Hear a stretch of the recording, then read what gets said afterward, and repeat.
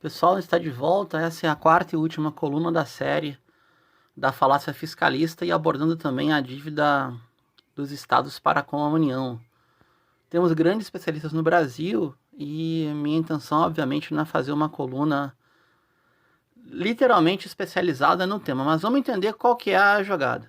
A União, ela achaca estados e municípios e tem a sua área da economia, seu super ministério da economia, controlado de forma escancarada pelos parasitas financeiros. A começar pelo próprio ministro Paulo Guedes. Parasita. Gente que nunca produziu nada, nunca criou investimento produtivo, vive de aplicar e fazer jogatina no cassino financeiro. O que vai acontecer?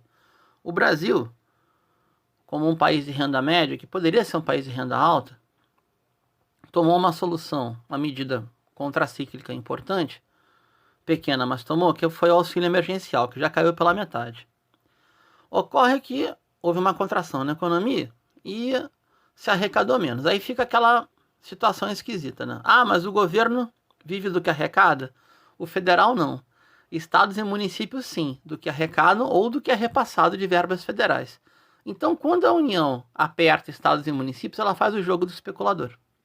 Ainda assim, o especulador que opera no país também ele está coadunado com o grande sistema da especulação, uma engrenagem em nível global, que inclui, a gente já falou em colunas anteriores, as agências de análise de risco. Especificamente três, né? As de picaretagem de risco, né?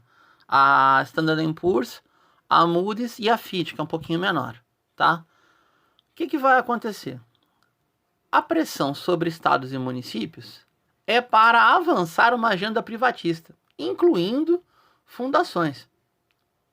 O plano de, aspas, recuperação do Estado condiciona a liquidação de patrimônio público e a não contratação de servidores a repactuar uma dívida que é interna e que é nacional e que não tem nenhuma incidência externa, a não ser que o Brasil assim o queira, como essa preocupante insistência, inclusive nos governos anteriores, Lula e Dilma, de permitir que estados e municípios internacionalizem dívida entre entes federados, como foi aquele fatídico empréstimo do Banco Mundial para o Rio Grande do Sul no governo Ieda. Aquilo ali foi um escândalo.